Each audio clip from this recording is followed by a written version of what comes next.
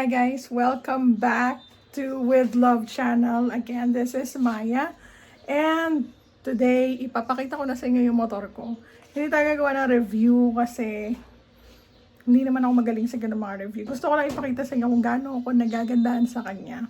And hindi siya yung sinasabi sa nakikita ko sa mga reviews online na dahil daw mura lang siya. Ang mangyayari is may hirapan ka, tapos madali siyang magkasira, madaling, kumbaga parang madaling magpalit ng parts, pero based sa performance niya, guys, sobrang ganda niya, sobrang gustong gusto ko siya. Wala akong masabi sa performance niya, kasi sobrang smooth ng ride kapag siya yung dala-dala ko. So, papakayala ko na sa inyo si Primo. Si Primo ang motor ko ngayon kasi si Chuchu, yung isa kong motor, ay yung motor na ginagamit namin ay nasa Bulacan ngayon. So, siya yung ginagamit ng aming bunso sa pagmumotor doon. So, ayun nga. So, siya yung kapalit, si Primo. Tingnan natin kung anong itsura niya. Sobrang ganda niya. And ito guys, panoorin niyo to.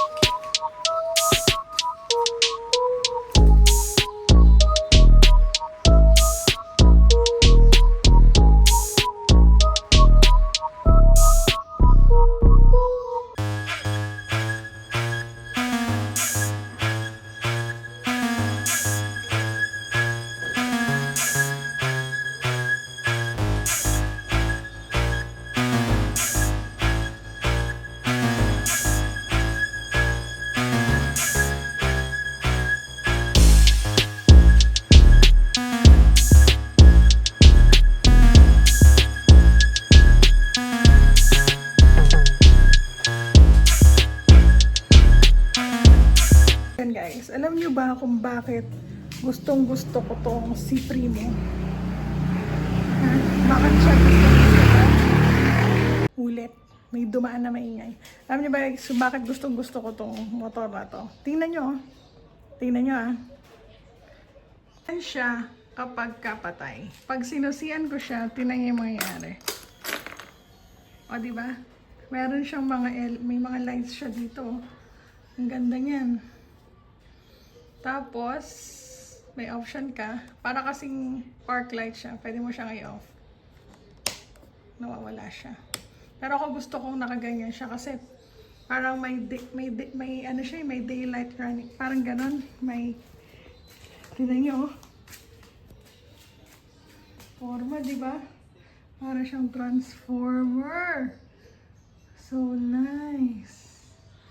Tapos ang forma yan kapag gabi. Mamayang gabi, videohan ko siya ulit para makita niyo kung gaano siya kaganda kapag kagabi. So, yung daytime running light niya, parang yung park light lang. Tapos ito, makailaw din yan. Yan. And then, papakita ko sa inyo kapag nag-flasher siya. Kung saan yung ilaw niya. There. Yan yung flasher niya. Diba? Ganda. Papunta sa left. Punta sa right. Ang forma yan paggabi, oh. Hindi pa yan. Nakabukas yung pinaka-ilaw niya. So, buksan natin yung ilaw niya. Ito, kapag ka high. Ito kasi, low, off, tapos ito yung park light, tapos high. Ito siya, guys. Ito yun. Ito yung nagkakaroon ng ilaw. So, maganda siya. And then, papakita ko sa inyo yung kanyang digital na interface. Kung ano man tawag dyan. Yung odometer niya. So, ang galing yun. Kapag patay siya, pag inat mo, tapos dapat wala na siyang ilaw dito, guys, bago nyo siya i-start. Kasi yun yung maganda doon. Ibig sabihin, ready na talaga yung makina niya. Kapag may ilaw pa siya dito, ito, papakita ko ha. Kapag may ilaw pa siya, yung orange, yun, huwag nyo muna siyang start. Hintayin nyo siyang mawala. Okay? And then, ito siya. High, low. Ayun, nakita nyo. High, low, high, low. So, yan siya. And then, ito yung busina. Ito yung start niya. Just like yung ibang mga motor. Kasi ito nga yung patay. Ito yung park light. Kasi may ilaw siya. O, diba? Panoodin yung itong part na to. Patay siya. Tapos on. Ako lagi. Ito yung kill switch. So, pag nakaganyan siya, kahit anong start mo dito, wala. Hindi yun mag-start. So, minsan, so, ayan. Pwede na siyang mag-start kapag ganyan. Maganda din yung side mirror niya. Kasi, pwede niyo siyang i-ganon, no? Yan. Meron kasi ako nakikita nakaganyan. Ako gusto ko nakaganyan. Kasi mas malapad siya. Ewan ko, may kanya-kanya tayong preferences. And then, ito pang nakakatawa isa. Sa ibang motor, ang hirap niya, no? Sa ibang motor, ang hirap siyang ganonin. Diba? Ito hindi, oh. Kahit pinky. Kaya. Diba? So, good. And then, ano din siya? Meron din siyang kickstart. Ito. Sabi nila, once in a while, dapat daw i-start mo yung motor mo gamit yung kickstart. So, ginagawa ko siya I mean, once a week. Start niya yan. Don't forget na i-balik. And then, ito yung side stand niya. So, hindi siya kagaya ng Mio or yung ibang brands ng motor na kapag nakababa yung side stand, mamamatay yung makina. Hindi. Yun lang yung ano sa kanya. Kaya maingat dapat sa pag-start. Kasi, pakita ko sa inyo, guys. Wait lang,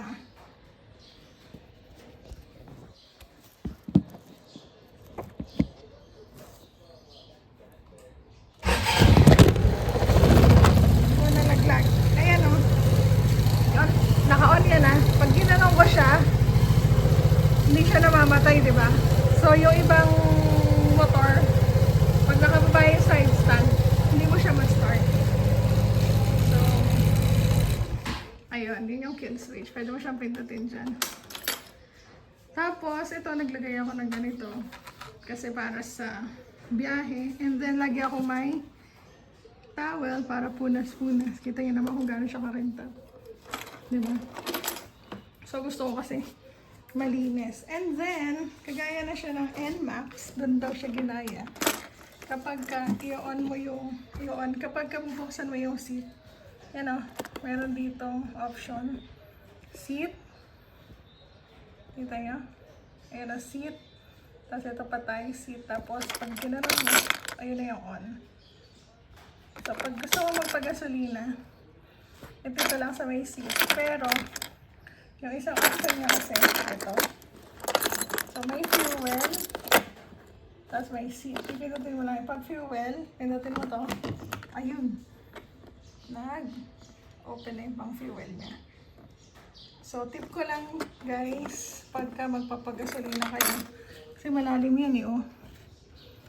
So, sabihin nyo doon sa magkakarga, huwag hahayaang tumapon dyan. Kasi kung minsan yung biglang pag ano ng gasolina, di ba parang nagbabubble siya. So pagka natapon dyan, sabihin nyo, punasan. Pakipunasan po kasi para hindi bumaho or hindi masira yung part na yan. And make sure na nakasara ng mahigpit yan. Okay? Tapos sasara mo lang na gano'n. Anong advantage nito guys? Hindi mo na kailangan buksan yung upuan mo. Kasi diba sa ibang motor, nandito sa loob yung ang tawag doon, yung gasoline tank. Doon ka magkakarga. So bababa ka pa ng motor, saka ka mapagasolina. Ito, pipindutin mo lang dito. Ayun na, kahit nakasakay ka, pwede ka nang magpagasolina. And then, isa pa is yung upuan. Napakalaki na lalagyan ito. Pag pinindot mo itong seat, tingnan niyo guys. Yun, tumunog. And then, ito na siya. Diba? Ang maganda dyan, nakastock siya. Ito nga pala, binili ko to. Mesh na cover. Kasi nga, madulas yung ano niya. Nagre-reklamo si ate. Kasi nalalaglag siya. So, binili ko siya ng mesh cover. Maganda na din kasi ma-preserve natin yung upuan. Napakamura nito sa Shopee guys. So, ayan. May velcro lang siya. Tapos, pasok mo lang siyang ganun. Hanggang dito na yan. O, diba? Covered na talaga. And then, ito yung talagyan. Malaki siya. Ayan o. Alam nyo bang kasya dito ang Starbucks? Kasya dito yung mga pinamili ko sa supermarket. Guro 4 na Starbucks and then may Jollibee. Dito yung Starbucks, tapos dito yung Jollibee. Sobrang laki niya. Okay, tapos ito yung pinaka-hatch niya. So, yan mo lang dyan. And then close na yun. May konting force. Yun. Nakalak na yun, guys. So, ayan. Nilagyan din namin to ng GV box. H&J. Back naman. So, ito. Maganda siya kasi ito meron na yung red dito. Sa color niya. Diba? Ano nga ba itong motor na to, guys? Kanina pa kwento ng kwento. Ito ay ang Easy Ride 150 Fi ng Motorstar. So, sabi nila, ay, Motorstar lang yan, pero hindi naman maganda. Well, based on my experience, guys, isa siyang magandang klase. Alam nyo kasi yung motor, nasa nag-iingat lang yan. Diba? Nasa nagda-drive yan, at nasa pag-iingat yan. Para lang din naman yung mga jowa nyo, anak nyo, para nyo sila ingatan. Ganon din yung mga bagay na ginagamit natin. Diba? So, ayan. Ito yung service namin ngayon. Ang ganda niya, di ba? Sobrang gandang-ganda talaga ako sa kanya, guys. So, ito si Primo. Primo yung pangalan niyan. And, ayun nga. So, ang problema ko lang, ano ba yung nagiging problema ko ngayon sa kanya? Actually, hindi sa motor. Okay, sabihin ko sa inyo. Ito na, naharap ako. Yung nagiging problema ko lang dito kay Primo, hanggang ngayon wala pa siyang CR. So, ilang beses ko nang kinukulit yung Motorstar na sana ibigay na nila yung CR kasi hindi ko siya magamit ng malayo. Yan o. So, alam niyo na kung anong branch kayo. Please lang, mag 3 months nang hinihintay ko ang CR nito. Para saan pa at bibili kami ng motor. Napakaganda kung hindi ko kayang ipagyabang sa iba. Joke lang. Kung hindi ko kaya siyang dalhin. The fact na bumili ako ng ganito kagandang motor. Tignan nyo naman kung gaano siya kaporma. Head turner talaga siya, guys. Tignan nyo ha. Oh. Diba? The fact na bumili ako ng ganyan, dapat nagagamit siya, diba? Diba? Pero, yun nga. Hanggang ngayon, wala pa akong CR. So, dapat sumunod tayo sa batas trapiko na hindi ka pwedeng lumayo hanggat wala kang CR. At wala pa din akong plate. So, sana dumating na siya. Sana nakuha ko na yung mga dapat kong makuha sa branch, sa dealer. kinuha na namin ito kasi talagang sobrang inip na ako. At hindi ko alam, talagang gusto ko nang magwala. Joke lang.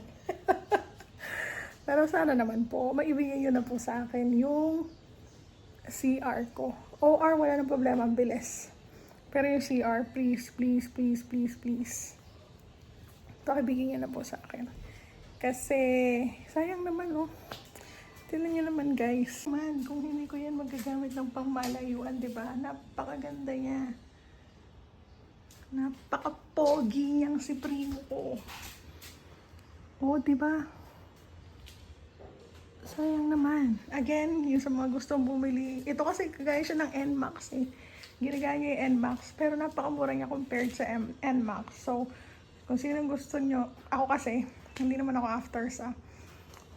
Though maganda talaga kapag bumili kayo ng branded. Or yung talagang mahal. Pero ako kasi, isip ko naman, hindi naman talaga ako yung rider na, kumbaga, talagang sagad-sagarang rides. O kasi, hindi ako after doon sa mahal. Pare-parehas naman tayo makakarating doon sa pupuntahan natin. Pero, depende din kasi yan sa tao. So, kayo kung gusto nyo talaga yung mga mahal na motor, go! Ako kasi, nakita ko naman yung reviews niya. Wala namang problema. Kasi bago kami bumili ng mga ganito, syempre nag-aano din kami ng reviews. Hindi naman kami basta-basta bumibili. So, ayun. Satisfied naman ako. Super satisfied ako. Tignan yan, linis-linis yan guys. Oh. Kasi ayoko. Ito kasing ganitong plastic guys. Itong ganitong plastic. Kapag pinabayaan mo, mamumuti yan. So, dapat talaga inaalagaan mo siya ng yung ano namang ginagamit ko dito? Ito yung ginagamit ko na panglinis. Asa na ba? Ito.